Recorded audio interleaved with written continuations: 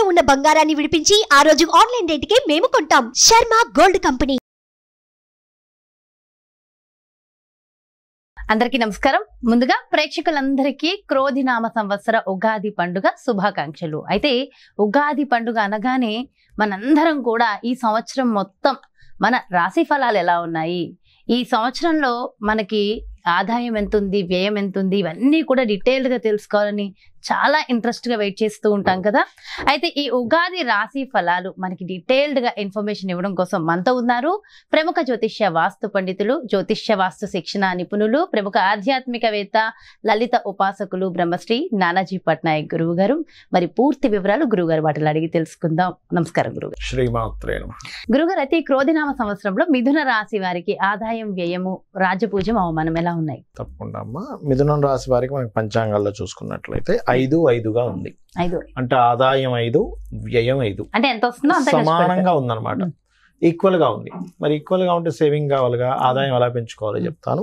అదేవిధంగా రాజ్యపూజ్య అవమానం 3-6గా ఉంది. అంటే మెచ్చుకునే వాళ్ళ సంఖ్య 3 అయితే అవమానించే వాళ్ళ సంఖ్య 6. దీన్ని కూడా ఎలా మార్చుకోవాలో చెప్తాను. మొట్టమొదటిగా మనం ఇక్కడ ఆదాయం పెంచుకోవాలి.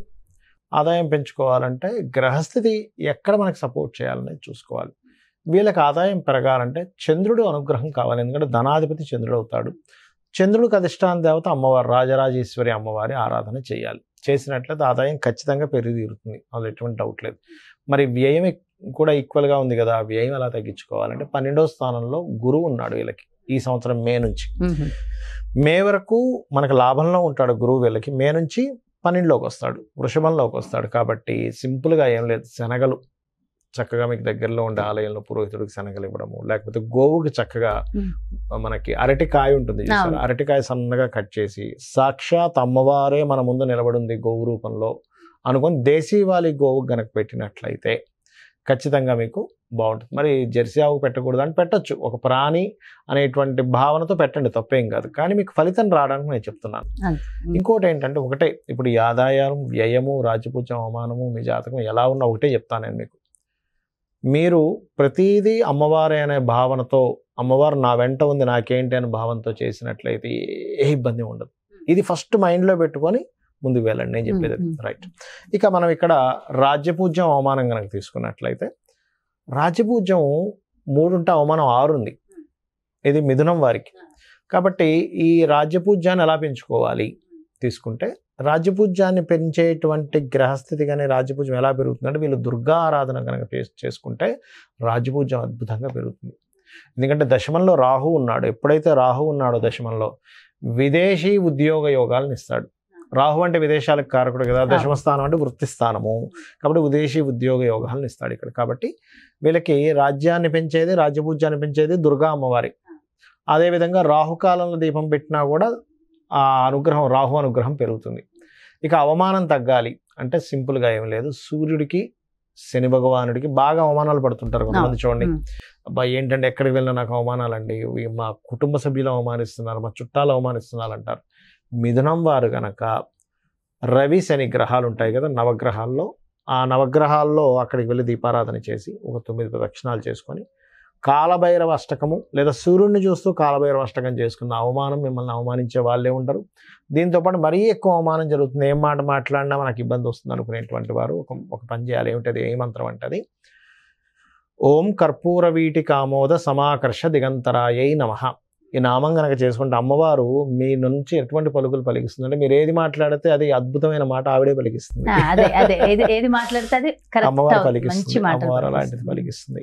ఇక మిథునం వారు సహజంగానే సహజ తెలివితేటలు ఎక్కువగా ఉంటాయి.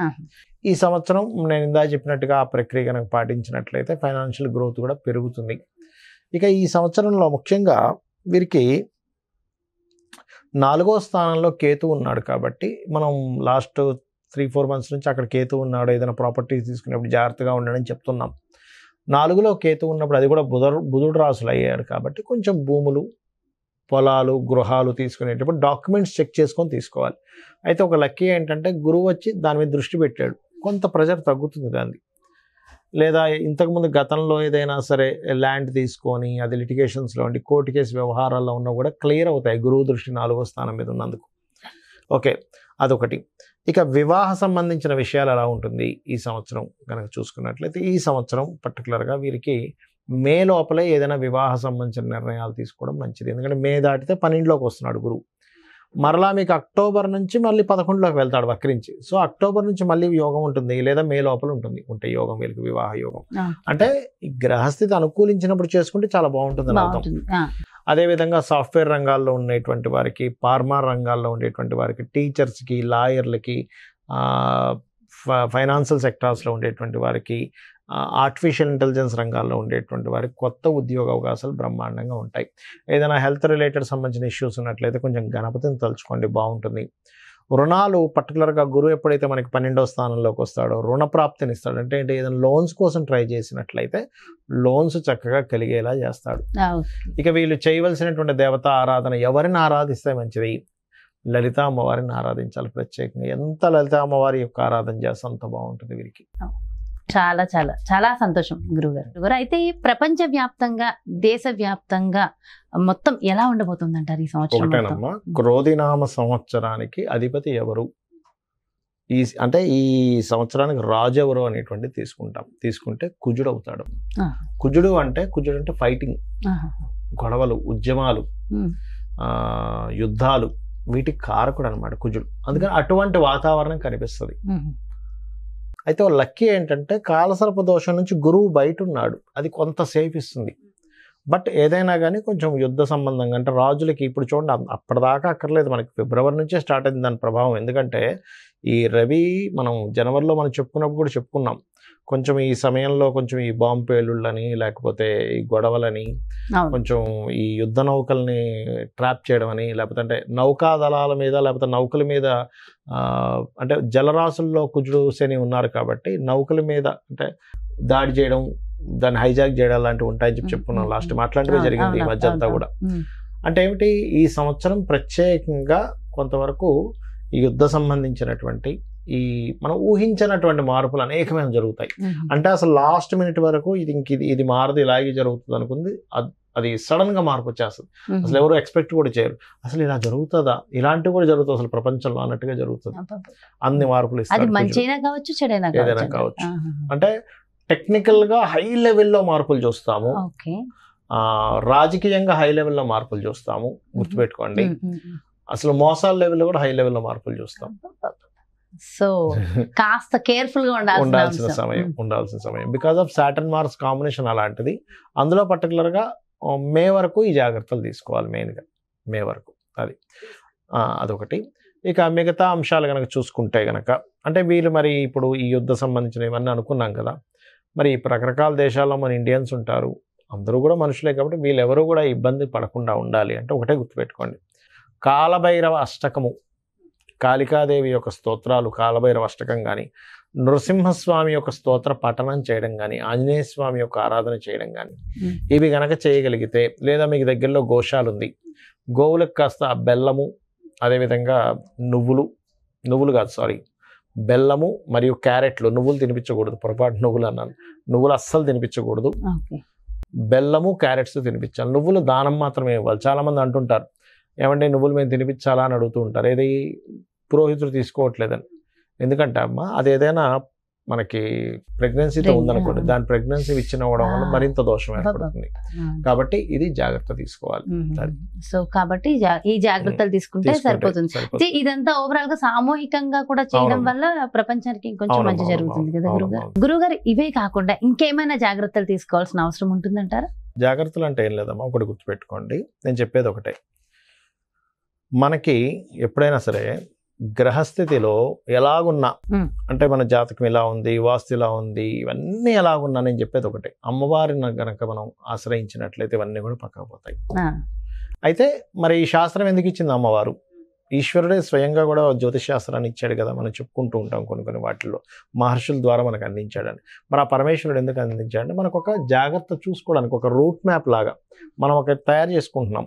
ఏది, ఏ రూట్లో ఎక్కడ ట్రాఫిక్ ఉంది, ఎక్కడ ఏది ఉంది అన్ని తెలుసుకుని దాన్ని బట్టి వెళ్తున్నాం కదా. అలాగే మనకు భగవంతుడే ఈ యొక్క జ్యోతిష్ శాస్త్రాన్ని అందించాడు. దీనివల్ల ఏమిటి, మనం మన జన్మజాతకం కూడా చూసుకోవాలి. అంటే మన జన్మజాతకంలో లగ్న బలం ఎలా ఉంది, ధనం ఏ మార్గంలో వెళ్తే మనకు ధనం సంపాదిస్తాము, ఏ రకంగా ప్రయత్నిస్తే మన ప్రయత్నాలు సఫలీకృతం అవుతాయి, ఏ దిశలో ఉంటే మనకి బాగుంటుంది, సంతాన అభివృద్ధి ఎందుకు అవ్వట్లేదు, వివాహం ఎందుకు అవ్వట్లేదు, మన జన్మజాతకంలో ఉంటుంది. అంటే ఏ సమయంలో వివాహం చేసుకుంటే బాగుంటుంది, అదేవిధంగా మనకి ఏ వృత్తుల్లో బాగుంటుంది, ఏ వ్యాపారాల్లో బాగుంటుంది, ఎందులో ఎప్పుడు ఇన్వెస్ట్మెంట్ చేస్తే మంచిది, ఎప్పుడు ఇన్వెస్ట్మెంట్ చేయకూడదు అనేటువంటి అన్ని విషయాలు ఉంటాయి.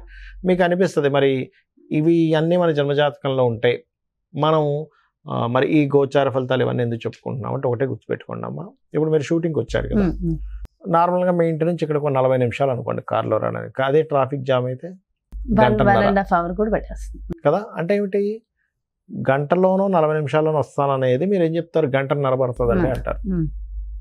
అంటే మీ కారు మీరు మీ మీ మీ డ్రైవర్ కానివ్వండి, మీరు ఓన్గా డ్రైవ్ చేసుకున్నా మీ కారు అదే రోడ్డు అయినా కూడా మరి ట్రాఫిక్ ఉన్నప్పుడేమో ఎక్కువ టైం పడుతుంది, ట్రాఫిక్ లేనప్పుడు 1/2 అవర్లో రాగలుగుతున్నారు. అంటే దాని అర్థం ఏమిటి, సమయం బయట ఉండే వాతావరణం కూడా మనకు సహకరిస్తేనే మనం సమయానికి వెళ్ళగలం. అలాగే గోచారం అనేటువంటిది ఏంటంటే ఇప్పుడున్న గ్రహస్థితి, ఇప్పుడుండే గ్రహస్థితి ఏ విధంగా ఉంది, పరిస్థితులు ఎలా ఉన్నాయి అనేది చెప్పేదే గోచారం. సో ఈ సంవత్సరం ఈ విషయాలు ఇలా ఉంది కాబట్టి నువ్వు ఈ రెమెడీ చేసుకో, నీ జన్మజాతకం కూడా చూసుకో, ఈ రెండు కలుపుకో. పండితులు ఉన్నదే అందుకు ఇంకోటి ఏంటి, నేను ఒకటే చెప్తా, నా జాతకం ఎలా ఉంది, నా దశ ఎలా ఉంది, పాడైపోయింది ఏం పెట్టుకోకండి, అమ్మవారిని నమ్ముకోండి, అమ్మవారు అంతా దారి చూపిస్తుంది మనకి. ఎలా ఉన్నా జాతకం ఎలా ఉన్నా అమ్మవారు చూపిస్తుంది. ప్రధానం అంటారు. అమ్మని చేయి పట్టుకుంటే తిండి కొదవ ఎలా ఉండదు, అమ్మవారిని పట్టుకుంటే వాడికి దేనికి కొదవ ఉండదు. ఎంతో చక్కగా చెప్పారు గురుగారు. అంటే ఎంతో ఒక ధైర్యం, ఒక మోటివేషన్ అంతే కదా. అమ్మని పట్టుకున్న వాడికి తిండి కొదవ ఉంటుందా, ఏమి ఉండదు, అమ్మాయి చూసుకుంటుందండి. అలాంటిది అమ్మవారిని పట్టుకుంటే దేనికి కొదవ ఉంటుంది. ఎంతో ఎంతో చక్కగా, ఎంతో చక్కటి ధైర్యాన్ని స్థైర్యాన్ని అందించారు. థ్యాంక్ యూ సో మచ్ గురువు గారు. నమస్కారం. శ్రీమాత్రే నమః. సో చూసారు కదండి, మరి ఇది క్రోధినామ సంవత్సరంలో మీ యొక్క రాశి యొక్క ఫలితాలు పూర్తిగా ఎంతో చక్కగా వివరించారు కదా గురువు గారు. మరో చక్కటి ప్రత్యేకమైన కార్యక్రమంతో మళ్ళీ మీ ముందుకు వచ్చేస్తాను. మరి అదేవిధంగా మీ యొక్క జాతకానికి సంబంధించి కానీ, లేదంటే మీ ఇంటి వ్యాపార వాస్తుకు సంబంధించి కానీ గురువు గారిని సంప్రదించాలి, అపాయింట్మెంట్ కావాలి అనుకుంటే క్రింద డిస్ప్లే అవుతున్నటువంటి నెంబర్స్ కి కాల్ చేయండి. నమస్కారం. సుమన్ టీవీలో మీ పర్సనల్ అండ్ బిజినెస్ ప్రమోషన్స్ కోసం కింది నెంబర్ కి కాంటాక్ట్ చేయండి.